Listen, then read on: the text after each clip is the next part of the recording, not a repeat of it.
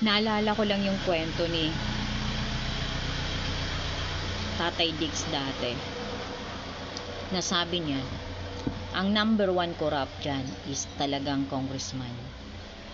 Kung ang congressman ay isang corrupt, wala talagang mangyayari sa country natin. So, eto na nga.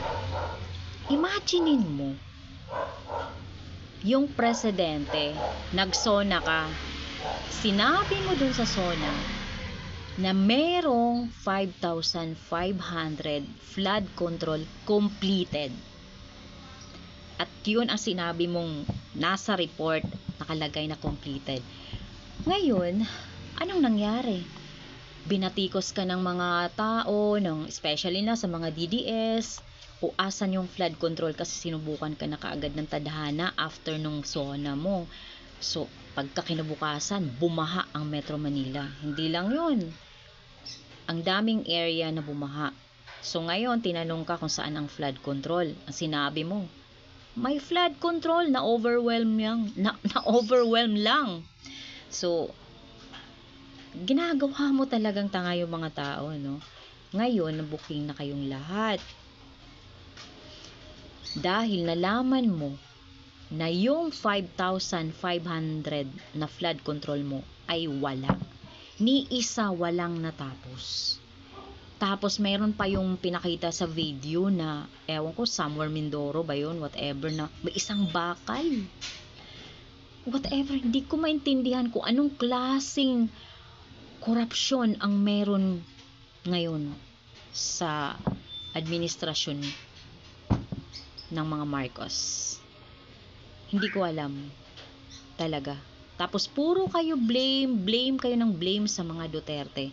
Kung ano na lang ang ginawa nyo, gusto nyo ng impeachment, gusto nyo ng lahat pabagsakin ang mga pamilyang Duterte.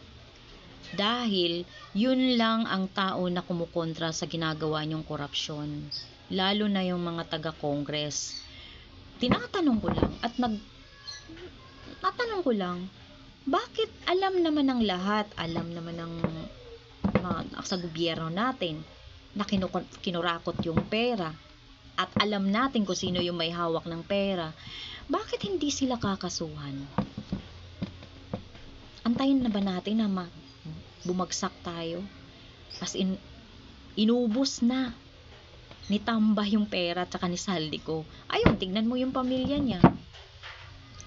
Lavish life. Grabe.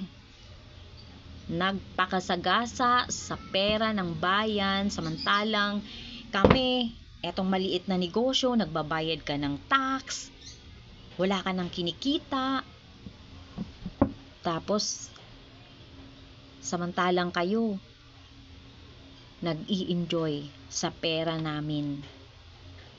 Hindi na kayo nahiya. Tas ang kapal ng mukha nyo pa para siraan si VP Sara.